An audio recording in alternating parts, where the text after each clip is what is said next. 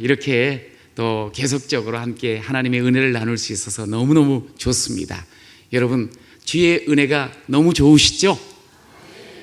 늘 주님과 함께 걸어가는 여러분의 삶이 계속적으로 은혜 위에 은혜를 누리는 삶이 될 줄로 믿습니다. 우리가 인생을 살아가는데 인생을 이야기하면 무슨 이야기를 할까요? 인생이 뭘까? 사실 우리 인생 이야기에서 빼놓을 수 없는 가장 많은 이야기들이 뭐냐면 사랑 이야기입니다. 러브 스토리지요. 사랑을 인생에서 뺀다고 하면 아마 우리가 늘 쓰는 말이지만 안고 없는 찐빵이 되지 않을까요? 그런데 우리가 그렇게 사랑을 하며 살아간다고 하면 정말 아름답고 좋고 행복한 그런 인생 이야기를 쓰게 될 텐데, 그런데 사랑했는데 배반당하고 사랑하다가 이별하고 사랑 때문에 아프고 힘이 드는 경우가 너무 많습니다. 그래서 살면서 이게 이렇게 어렵고 힘들구나. 결국 사랑 문제예요. 그래서 그 사랑이 노래 가사가 되고 소설이 되고 드라마가 되고 그리고 예술이 되는 것을 우리가 볼 수가 있어요. 가끔 그런 이야기를 우리 권사님이 하세요. 목사님, 제 이야기는 말이죠, 책 몇 권을 써도 모자랄 거예요. 여러분은 책 몇 권 분량의 인생 이야기를 쓰시려 합니까? 어떤 이야기가 있으세요? 사실 우리는 매일매일 우리의 인생 이야기를 쓰고 있거든요. 그런데 다투고 원망하고 그러면서 꼬이다가 그러면서 또 지치고 그런 인생 이야기를 쓰시겠습니까? 아니면 정말 행복하고 매일매일이 막 소망이 넘치고 그런 인생 이야기를 쓰시겠습니까? 사실 우리 하나님께서는 우리에게, 제가 계속 이야기를 합니다만, 하나님 우리를 택하시고 우리의 삶을 살게 하실 때 행복하게 살기를 원하시거든요. 하나님이 저와 여러분을 행복하게 하시는 거 여러분 믿으시죠? 정말 그렇게 살면서 아주 그냥 멋진 인생 이야기를 쓰기를 원하세요. 그런데 이 은혜 위에 은혜의 삶, 행복한 삶을 살려고 하면 이미 여러분들과 말씀을 나눴습니다만 믿음의 열쇠를 사용할 수 있어야 돼요. 그리고 늘 더 그 믿음을 강력하게 행복을 펼쳐나가기 위해서는 기도해야 되고, 기도의 열쇠를, 이 천국 열쇠를 우리는 이 땅에서 끊임없이 활용을 할 수 있어야 돼요. 그리고 소망의 열쇠를 붙잡을 때 우리의 결국은 날마다 찬양의 삶이 되어질 줄로 믿습니다. 그래서 오늘 보니까 하나님께서는 이 하루하루를 정말 행복으로 풀어나가기 위해서 사랑의 열쇠를 꼭 받으라는 거예요.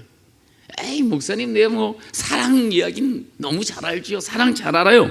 그런데 실질적으로 우리의 삶의 그 자리, 매 순간순간을 보면 사랑이 너무 서툰 모습이 많이 있습니다. 오늘 우리가 제대로 사랑의 열쇠를 받으시면서 순간순간 하루하루를 정말 하나님 앞에서 행복으로 풍성으로 채워나가는 그런 여러분이 되시기를 축원합니다. 오늘 주님께서 말씀하시죠. 사랑하라고. 옆에 있는 사람 사랑해라. 그렇게 말씀을 해요. 그러면서 44절에 보니까 나는 너희에게 이야기해. 사랑하는 내 아들 딸아, 너희는 원수까지도 사랑해야 돼. 원수를 사랑하라고 말씀을 하세요. 성경을 계속 읽으면서 우리가 확인하는 건 뭐냐면 하나님의 사랑 이야기로 꽉 차 있어요. 그리고 하나님께서 우리들을 사랑하고 또 우리들이 그 사랑을 받아서 사랑하며 사는 이야기로 꽉 차 있어요. 그래서 성경은 사랑 이야기, 러브 스토리라고 말씀드릴 수가 있어요. 자, 우리가 성경을 붙잡고 살아가는 사람이에요. 제가 묻고 싶습니다. 여러분 정말 사랑하고 사십니까? 우리는 사랑의 이름으로 참 많은 것들을 행해요.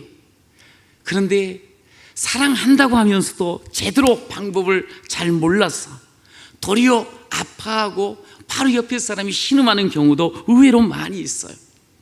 오늘 마태복음 5장 맨 마지막 장이에요. 마지막 부분이에요.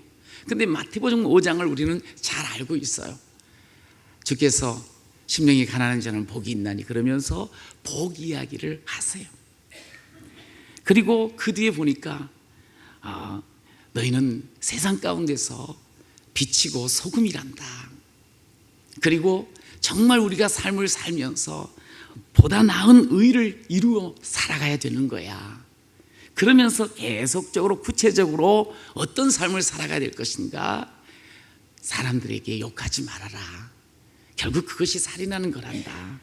그리고 간음에 대해서, 결혼에 대해서, 맹세에 대해서, 보복하는 일에 대해서, 원수에 대한 이야기를 쭉 풀어나가요.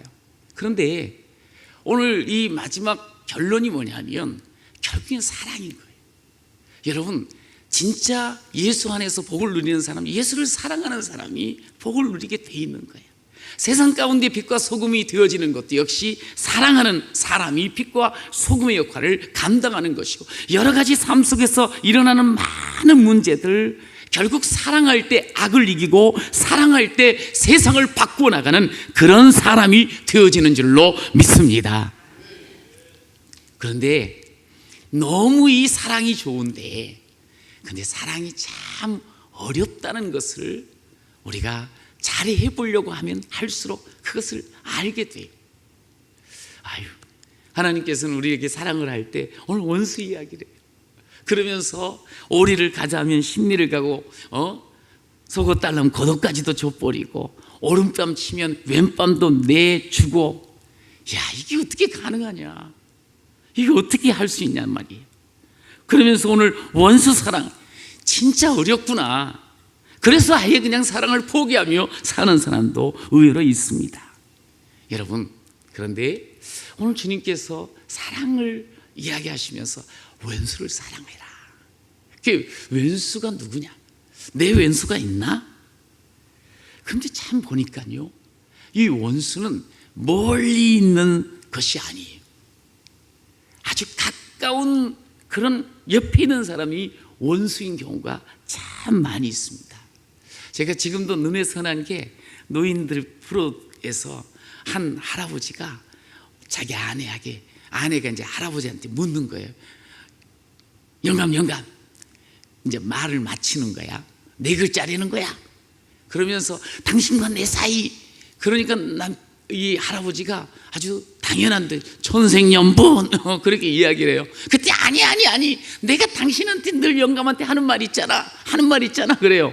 그러니까 뭔지를 모르고 가만히 있으니까 이 할머니께서 뭐라 그러는가 하니 팽생왼수 그러면서 그 이야기를 하는 그 얼굴이 선합니다. 그러니까 늘 남편 보면서 영감하면서 이 왼수야 그러면서 지내다가 그런 프로에 나와서 결국엔 들통이 나더라고. 팽생왼수.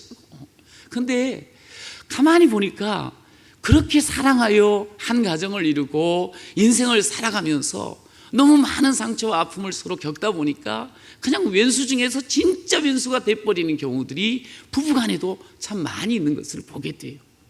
그토록 사랑해서 그냥 내 이 삶의 소망이고 그냥 생기를 준다고, 에너지를 준다고 했던 자식이 커가면서 왼수짓 하는 그런 모습들, 그리고 참 의가 좋았던 그런 형제들이 왼수가 되는 경우도 있고, 함께 열심히 사역했던 동역자가 왼수가 되는 경우가 있고, 함께 했던 친구가 왼수가 되는 경우들이 많이 있어요. 사실 가만히 우리 인생을 보니까 참 멀리 떨어져 있는 저 아프리카의 누구가 원수라면 문제가 없겠는데, 문제는 늘 보고 늘 함께하는 바로 가까운 사람이 왼수인 경우가 참 많다는 겁니다. 우리가 써내려가는 인생 이야기에 등장하는 인물이 있어요. 보니까 뭐냐, 미숙한 사람, 성숙한 사람이 등장을 해요. 근데 이 미숙한 사람은 아주 이기적이에요. 자기밖에 몰라요. 그러면서 자기가 뭔가를 사랑한다고 하는데도 이 사랑이 옆에 사람에게 흘러가질 않아요. 도리어 상처가 돼요. 자기는 사랑한다고 하는데. 항상 자기 중심이야. 자기에게만 머물러 있어. 사실 너무나 부끄러운 모습이고 부끄러운 사랑이죠. 하나님께서는 좀 흘러가는 사랑, 누구에게든지 좀 흘러가는 사랑, 이것이 성숙한 사랑이라고 말씀을 하시거든요. 여러분, 성숙한 사람은 사랑을 흘려보내는 사람이에요. 정말 십자가의 사랑을 깨닫고 사랑을 흘려보내는 사람이라. 사랑이요? 정말 거절당하고 상처받는 일들로 인해서 이제는 사랑하고 싶지 않다고 하는 사람들이 참 의외로 많이 있습니다. 좀 사랑하려고 하다가 긁히고 찢기는 아픔도 있어서 그러다 보니까 사랑할 수 없다는 거예요. 여러분, 그렇지만 오늘 우리 주님이 뭐라 그래요? 그런 삶이 있어도, 네 앞에 원수 같은 사람이 있어도 원수 사랑해라. 사랑 외면하면 안 돼. 사랑 포기하면 안 돼. 사랑해야지 우리의 삶이 풍성해지고 행복해지는 거예요. 목사들은 보니까 비교적 사람들을 참 많이 만납니다. 그런데 많은 사람들이 결핍, 그리고 상실, 그리고 거절, 그리고 학대 등을 경험하는 것을 볼 수 있어요. 나만 그런 줄 안다 생각하는 사람인데 사실은 그렇지 않아요. 많은 사람들이. 그런데 그런 모든 그 아픔들과 상처들이 주 안에서 회복될 때, 그때서부터 진짜 사랑을 하며 살더라, 이 말이지요. 저는 우리가 이미 주의 사랑을 받은 줄로 믿습니다. 그럼 이때서부터는 진짜 사랑을 우리가 하면서 사는 여러분이 되시기를 축원합니다. 여러분, 그런데 제 이제 성도 중에 남편이 외도를 한 거예요. 그러다 보니까 그 배신감, 그 어찌할 수 없는 그런 아내 입장에서 결국에는 그것을 푸는데 보니까 늘 이 쇼핑을 하면서 그냥 그걸로 입는 거야. 그렇다고 해서 쇼핑을 해서 사온 물건을 제대로 쓰지도 않아. 근데 그냥 계속 카드를 긁고 쇼핑을 하는 거야. 그러다 보니 가정이 점점 더 경제적으로 어려워지고, 또 그것이 또 가중이 되다 보니까 더 가정이 힘들어지고, 이 성도는 점차 더 어려워지는 그런 삶을 살았어요. 이런 가정에 다시 사랑이 싹틀 수 있을까? 그래서 이제 보니까 이제 이혼을 이제 한다는 거지. 근데 이혼도 오늘 우리 이혼하자 그러면 곧바로 이혼이 안 되는 거 알죠? 그 이제 조정 기간이 있고 그러더라고요. 그런데 이제 그런 상황 속에서 이야기를 하길래 가서 함께 기도를 해줬어요. 말씀으로 하나님께서는 아무리 우리가 이렇게 절망스럽고 끝장나는 것 같지만 하나님은 그런 일을 통해서 다시 새 일을 행하시고 새 길을 열어주셔요. 기도하십시다. 그러면서 같이 들어주고 기도를 했는데, 이분이 보니까 마음을 딱 작정하고 이제 한 20일 뒤에 결정을 해야 되는데 기도를 하시더라고요. 그 기도를 하는데 나중에 문자가 왔어요. 목사님, 너무 감사하다고. 우리가 다시 시작하게 됐어요. 회복하게 됐어요. 그런데 보니까 기도를 하는데 그 사람이 그렇게 여태까지 믿고 싫고 내 인생을 완전히 끝장낸 것 같은 그런 왼수 같았는데, 기도를 하다 보니까 자신의 잘못이 드러나더라는 거예요. 자기가 보이더라는 거예요. 그러면서 내가 그렇지, 내 남편 몸도 받아주지 않고 마음도 받아주지 않고 그러면서 인정하지 않고 무시하고 함부로 대했던 그런 것들이 계속 생각이 나더라는 거예요. 내가 여태까지 그냥 뭐 물건이라도 사면서 내 아픔 달래야지. 근데 내가 참 잘못됐구나를 깨닫게 되고, 그러면서 하나님 앞에 회개를 하니까 하나님께서 다시 한번 자신을 바꾸어 주시는데 남편이 불쌍히 보여지고, 그러면서 함께 또 받아들이게 되고, 그러면서 문제가 풀렸다고. 그러면서 남편을 교회를 데리고 온 거예요. 할렐루야. 참 보니까 도무지 잊으면 안 될 것 같은 그것도 다시 주님께서는 회복시켜 주시고 사랑으로 일으켜 주신 줄로 믿습니다. 사랑하면 다 바뀌는 거예요. 사랑하면 웃음을 찾을 수 있는 줄로 믿습니다. 어떤 남자분이 그런 상담을 하는 거예요. 목사님, 제 아내는 말이죠, 왜 저를 늘 원망하는지 모르겠어요. 그리고 항상 내 탓으로, 자기 탓으로만 돌린다는 거예요. 부인이 자기가 나름대로 잘하는 것 같은데도 칭찬 한 번 해준 적이 없고, 그리고 아내는 자신이 잘못을 했는데도 한 번도 미안하단 말을 하지 않더라는 거야. 그러면서 믿음이 비교적 좋은데 정말 지쳤다고, 이혼하고 싶은 마음이 있다고 그런 이야기를 해요. 아니, 그렇지 않을 것 같았는데 그런 아픔이 있더라고. 이런 분들이 다시 사랑할 수 있을까? 저희 교회에 이제 행부세라고 행복한 부부 세미나가 있거든요. 그런데 이 부부가 거기에 함께 참여를 했어요. 그러니까 계속적으로 서로 대화를 하는 거거든요. 거기서 자기 이야기들을 막 풀어내.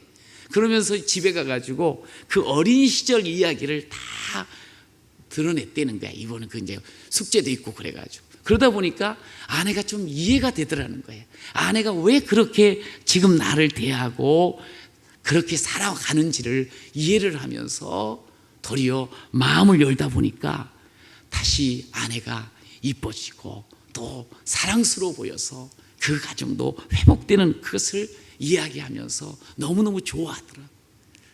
여러분, 우리가 살면서 누구한테 상처를 보니까 가장 사랑하는, 그리고 소위 한 몸이라고 하는 아내에게서, 남편에게서 어마어마한 상처와 고통을 당하고 배반을 당하고 그러면서 그냥 무너지는 그런 사람들이 참 많이 있어요. 또 어떤 분은 보니까 어릴 적에 부모에게 버림받고 또 그 삶 자리에서 너무 결핍을 느끼면서 고통하다 보니까 늘 삶이 허전한 거야. 뭔가 이렇게 옆에서 사랑을 해주는 것 같아도 그것이 채워지지 않아.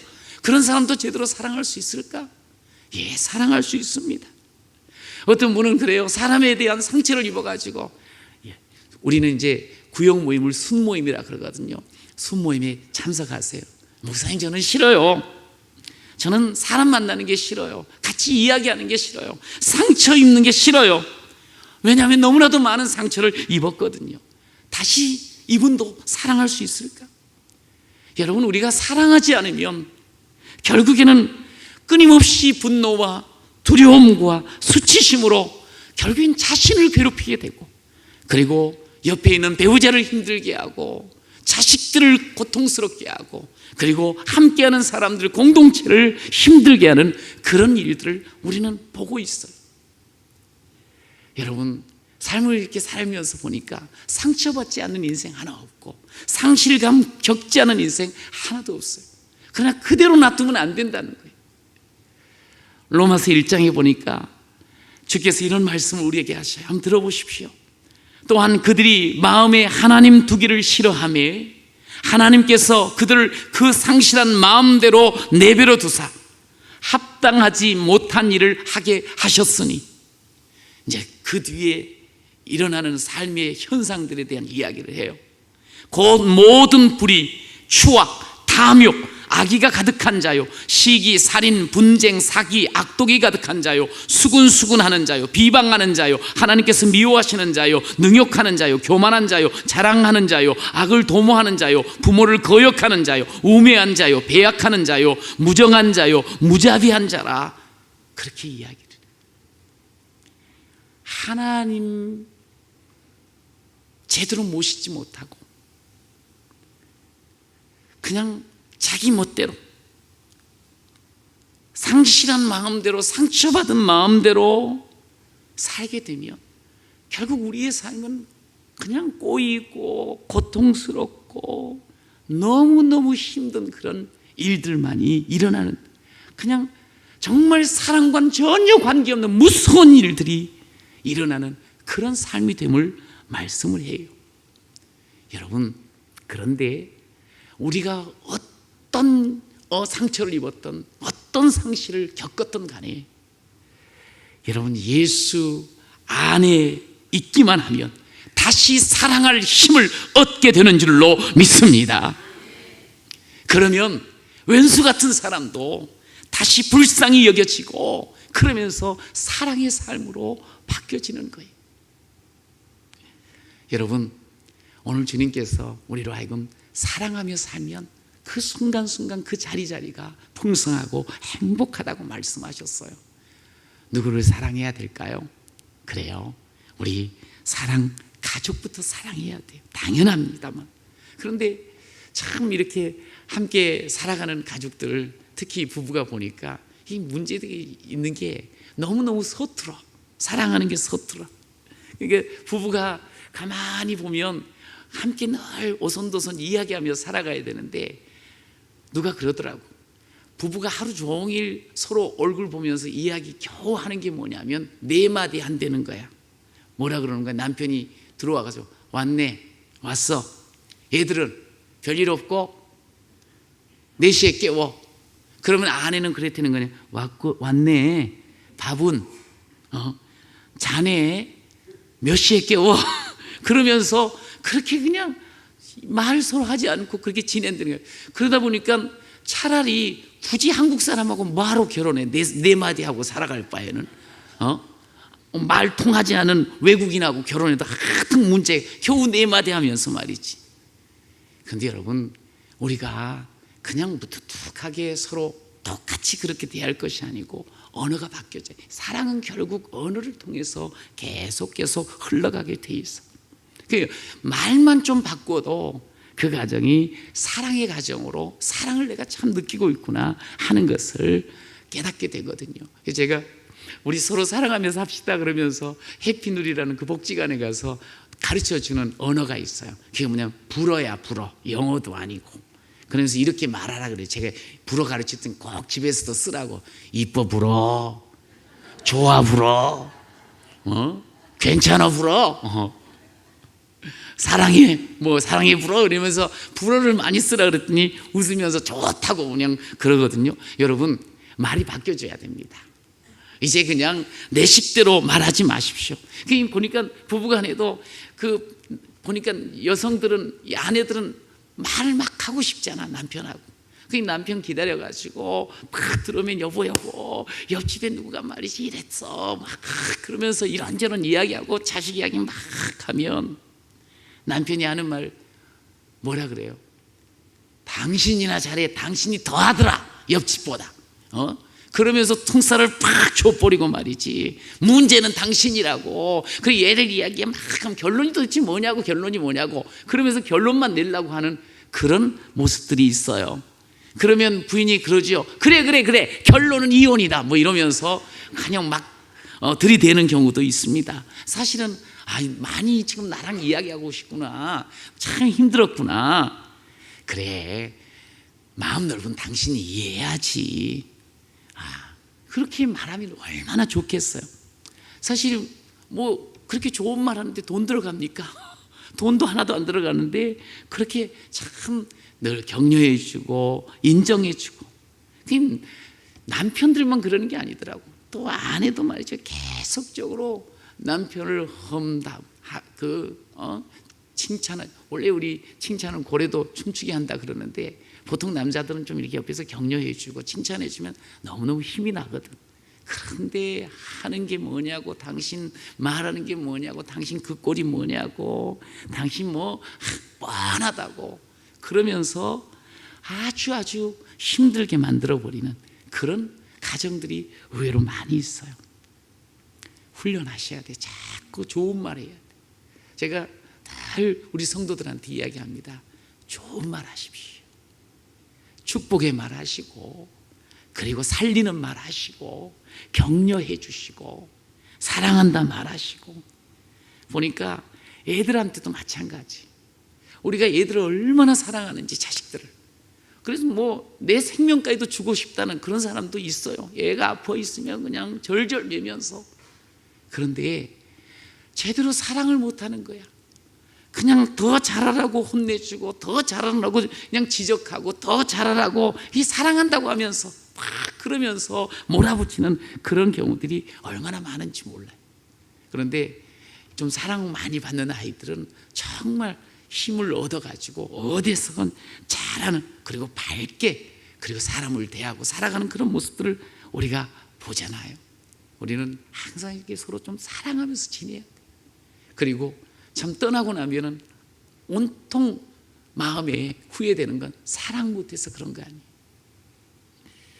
저랑 대학교 때부터 함께 정말 가까이 지냈던 친구가 있어요. 근데 이 친구는 너무 열심히 사역을 하고 그러다가 사실 작년에 하늘나라를 갔어요.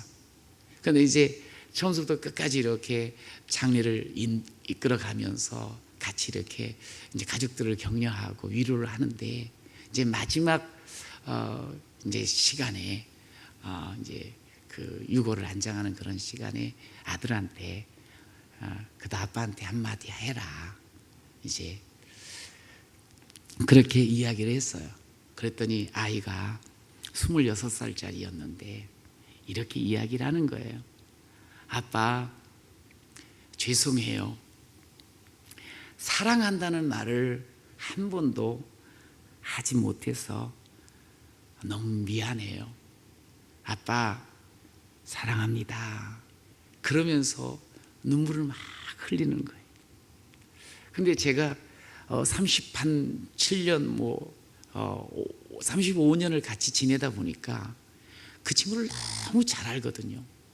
근데 이 친구가 정말 사랑도 많고 좋아요, 착하고. 그런데 신기하게 집에 내가 그 이야기를 듣고 깜짝 놀란 거예요. 아니, 그렇게 우리 큰아들도 사랑한다고 이야기하고 나한테는 자랑하는 그런 말도 많이 했는데 어떻게 직접 이 아이한테는 사랑한다는 말을 하지를 않았던 거예요. 그러니까 이 아이도 아빠한테 사랑해요, 고마워, 뭐 이런 말들을 쉽게 하지 않았던 거예요. 자기 생각에는 아빠한테 한 번도 사랑한다는 말을 못한 거예요. 표현을 못한 거예요. 그러고 너무 마음이 아프더라고요. 이제 좀 지나가지고 이 아이가 이제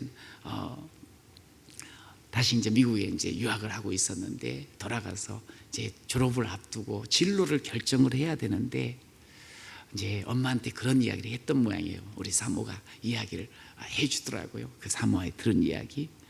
근데 엄마, 나 아빠하고 5분만이라도 이야기할 수 있으면 좋겠어요. 그러니까 너무 이제 어떻게 해야 될지 모르니까 그래도 아빠한테 좀 이야기하고 고민도 또 늘 이제 아빠가 또 진로에 대한 이야기를 말씀을 하긴 했는데 그런 이야기를 듣고 싶었던 거예요. 그 아빠의 빈자리가 너무 크게 느껴지는 그런 아이였던 거죠. 그래서 참 그냥 함께 있을 때 조금 더 잘해야 돼. 너 자격증 따야 돼. 너 공부 더 열심히 해야 돼. 뭐 이제 그런 말 물론 꼭 필요하지만 애쓴다, 고생하는구나, 난 네가 너무 자랑스럽다, 사랑해, 사랑해. 그런 이야기들을 함께 이렇게 따뜻하게 나누면 얼마나 좋았을까. 그런데 우리는 사랑한다는 명목하에 지적하고 잔소리하고 아픈 말들을 막 쏟아붓는 그런 모습들이 얼마나 많아. 오늘 주님께서는 사랑하는 내 아들 따라 왼수까지 사랑해야 되는 거 아니야? 그런데 가만히 보니까 우리는 가장 내가 사랑한다고 하는 자들에게 제대로 사랑을 표현을 못하며 산 적이 너무 많은 거예요. 자식한테도 말이죠. 저는 여러분들이 하나님의 사랑을 입은 사람처럼 정말 하나님께서 행복한 삶을 살아라고 기대해 주는 사람인데 우리가 그냥 뭐 나중에 하려고 하지 말고 큰 걸로 뭘 하려고 하지 말고 얼굴 대하고 눈빛 서로 마주 줄 때 그리고 말할 수 있는 그 순간순간에 사랑을 표현하고 서로서로를 격려하고 또 칭찬해 주는 그런 여러분이 되시기를 축원합니다. 여러분, 그러면 그 순간순간 사랑을 통해서 이 행복이 쏙 싹 터나가고 그러면서 살아가지 않겠어요? 그러면서 우리 하나님 앞에서 내가 참 행복하구나, 그 옆에 있는 우리 가족들도 행복을 노래하지 않겠냐 이 말이. 여러분뿐만 아니라 우리 주님께서는 우리를 교회로 불러주셨어요. 이 교회 안에서 사랑해야 됩니다. 그런데 교회는 보니까 별의별 사람들이 다 모이거든요. 좀 오래됐습니다만 우리 친구들 모임에 있는데 제가 잠깐 바깥에 나갔다 왔더니 물어보는 거예요. 목사님, 정 목사님은 혈액형이 뭐예요? 그래요. 그래서 제가 O형입니다. 그랬더니 단무지군요. 그러는 거야.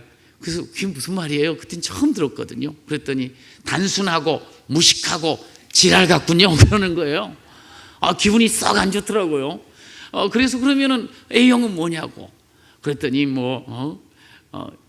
소세지라 그러고, B형은 오이지라 그러면서 소심하고 그러면서 세밀하고 그러면서 지랄 같다 그러고, 오만하고 이기적이고 지랄 같다 그러는 거야. 그래서 궁금한 게 있었어요.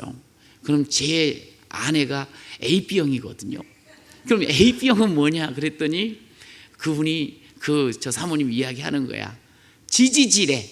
그래서 그게 뭐냐 그랬더니 지랄스럽고 지랄 맞고 지랄 같다는 거야. 그래가지고 너무 또 그러면서 오면서 차를 타고 집에 가면서 여보 맞는 것 같아? 그래서 제가 이제 일부러 물어봤어요. 그랬더니 자기가 딱 그 지지지를 듣고 나서 좀 나랑 맞는 것도 같다고 이야기를 실토를 하더라고. 저도 속으로 좀 그런 생각을 했거든요. 조금 맞는 것 같다. 근데 사람이 A형이든 O형이든 B형이든 AB형이든 공통점이 있더라니까 다 지랄스러워. 지랄 같아. 사실은 성경 이야기하잖아요. 모든 사람이 다 죄인이래. 지랄 같다는 거야. 그러니 그런 분들이 사실 모인 거예요, 우리가. 그런데 예수 이름으로 모인 거야. 근데 순간순간 예수를 놓치기만 하면 나의 이 지랄성이 나올 수가 있어요. 그러다 보니까 함께 모여서 서로 사랑하면서 격려하고 막 함께 행복을 이야기해야 되는데 그러지 못하는 경우들이 이렇게 가끔씩 이렇게 나와. 그냥 그러다 보니까 요즘 이렇게 들리는 거 보면 교회가 맨 싸움 안 되는 거예요. 싸움 안 되는 거예요. 그러면 되겠냐? 우리는 약한 거 알아. 지랄스러운 모습이 있는 것도 있어. 그러나 우리는 주님을 아는 사람, 주의 사랑을 입은 사람이잖아요. 근데 그 주의 사랑을 입고 살아가면서도 서로 보니까 이야기 들어보면 정말 재밌어요. 같이 이렇게 잘해보려고 하면서 싸우고, 김장하다가도 김장도 던지고 회의를 하다가도 그냥 얼굴 붉히고 밖으로 나가고. 이게 어떻게 이럴 수가 있는가? 그런데 이런 모습이 우리에게는 실질적으로 보이더라는 거예요. 각각 다른 그런 개성들을 가진 우리들이 모여 있으니 갈등이 없을 수는 없지요. 갈등이 있는 것은 어찌 보면 우리들의 모습일 수 있어요. 그러나 갈등을 해결하는 방법은 은혜스러워야 할 줄로 믿습니다. 갈등을 해결하는 것. 갈등이 많어. 그런데 그 갈등을 가지고 씩씩거리면 안 된다는 거예요. 여러분 오늘 마태복음 5장에 보면 예배를 드려요. 그런데 신기한 게 우리는 예배를 드리면서 여전히 씩씩거리고, 예배를 드리면서 여전히 분노하고, 예배를 드리면서 여전히 미워하고. 그러면 안 되거든. 예배를 드리려고 나왔다가 혹시 누가 생각나거든. 미운 사람 생각나고, 왼수 같은 사람 생각나고, 나를 분노케 하는 생각나거든. 그러면 그거 잠깐 내려놓고 돌아가서 해결하고 오라고 우리 주님이 말씀하셨잖아요. 여러분, 혹시 내가 부족함이 있었다, 내가 미안한 게 있었다, 그럼 가서 용서를 구하십시오. 오랫동안 지켜보면서 대충 지나가겠지.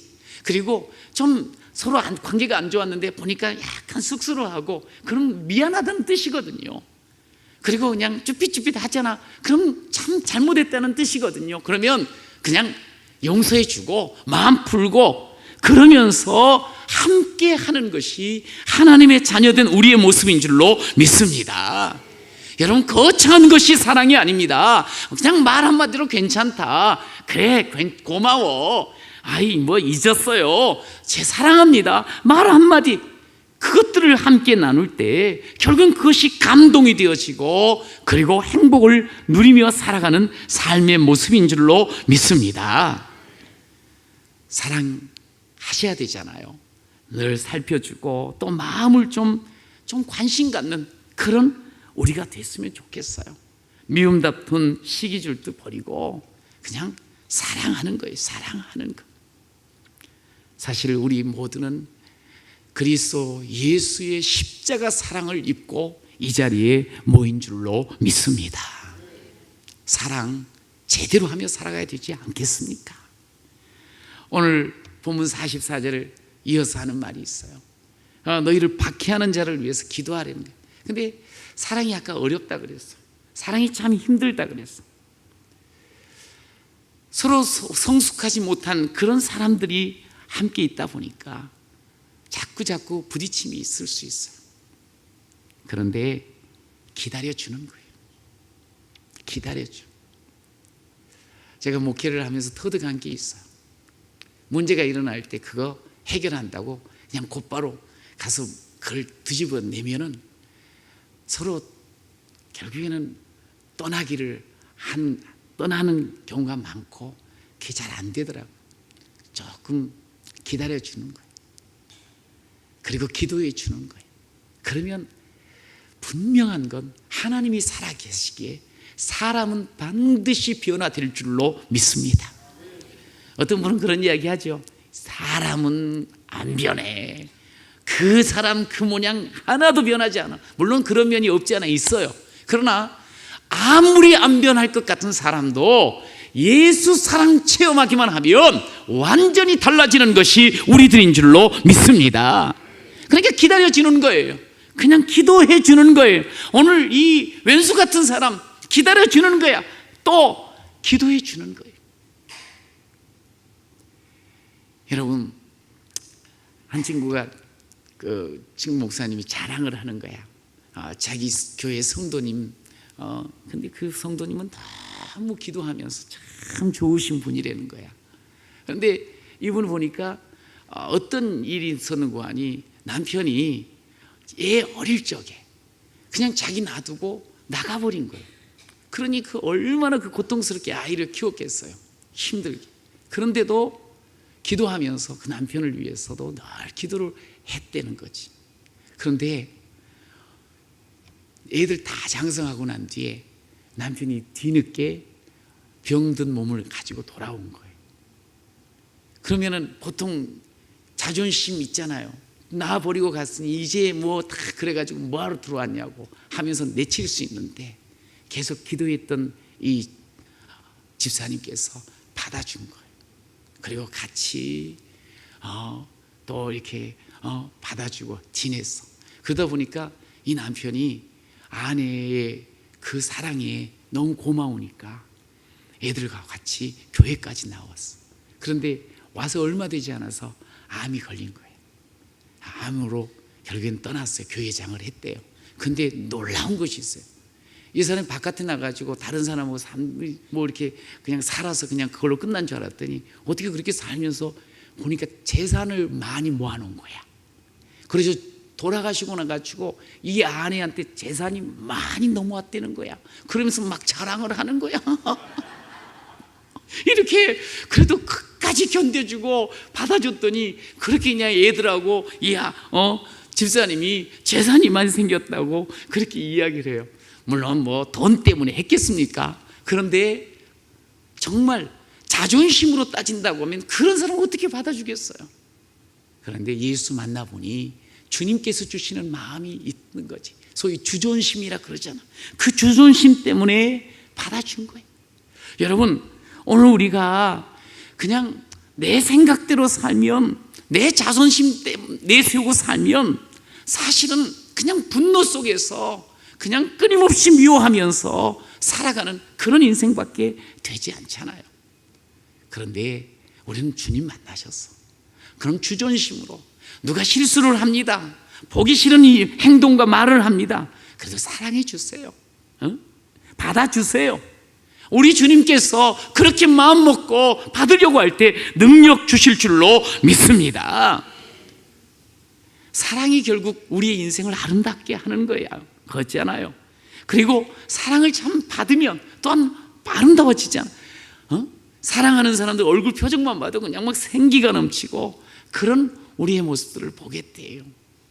여러분, 오늘 48절에 보니까 그러므로 하늘에 계신 너희 아버지의 온전하심과 같이 너희도 온전하라 그렇게 말씀을 하셨어요.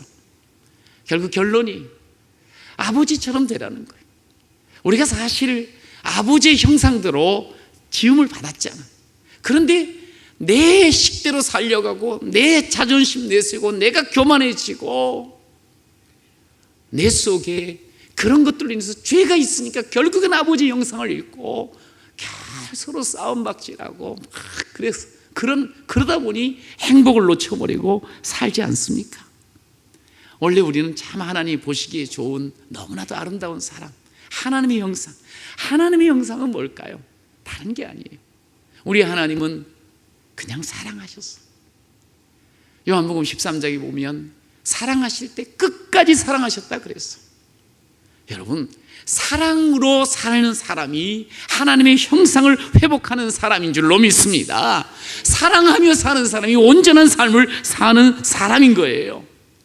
여러분, 우리 하나님은 우리로 하여금 정말 하루하루를 정말 행복하게 풍성하게 살기를 원하세요. 오늘 하루부터 어떻게 사시렵니까? 온전하게 살아라. 나처럼 좀 살았으면 좋겠다. 마치 아버지가 아들한테 아들아, 아빠 사는 거 봤지? 그렇게 살아 하는 것처럼 우리에게 말씀하셔요. 그렇게 오늘 내 옆에 있는 사람에게 그냥 무조건 사랑의 마음, 사랑의 말, 사랑으로 흘러보내십시오. 그러면 우리의 모든 삶은 행복으로 가득 채워지고 은혜 위에 은혜의 삶을 누리게 될 줄로 믿습니다.